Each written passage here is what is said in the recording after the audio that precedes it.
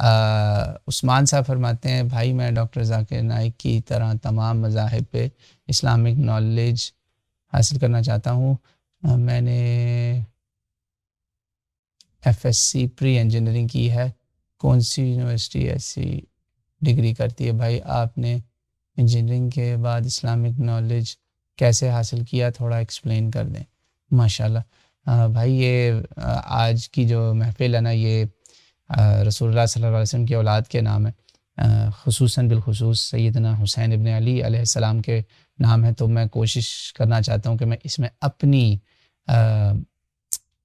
باتیں نہ ہی کروں تو اچھا ہے میرا، ورنہ میں اپنی اگر کہانی سنانے لگا تو یہ بہت لمبی ایک داستان ہے. انشاءاللہ پھر کبھی بتاؤں گا.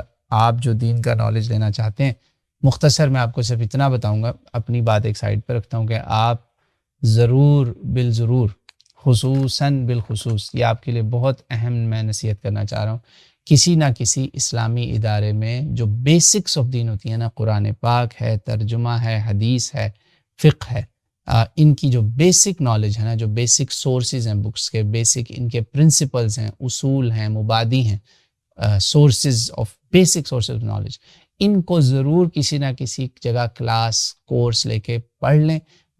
بغیر اس کے اگر آپ خود سے شروع کریں گے تو خطرہ ہے کہ کسی نہ کسی گڑھے میں نہ گر جائیں، زیادہ خطرہ ہے.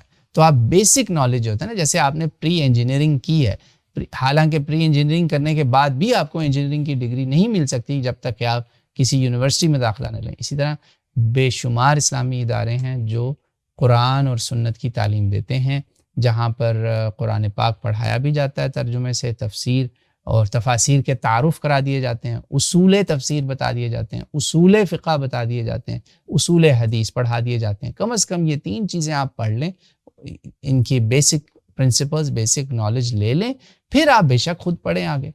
بیسک نالج تو آپ لیں نا، پری انجینئرنگ کے جتنا تو خود کسی نہ کسی استاد سے پڑھیں نا، پھر آپ کو انشاءاللہ صحیح ڈائریکشن ملے گی اللہ کے حکم سے.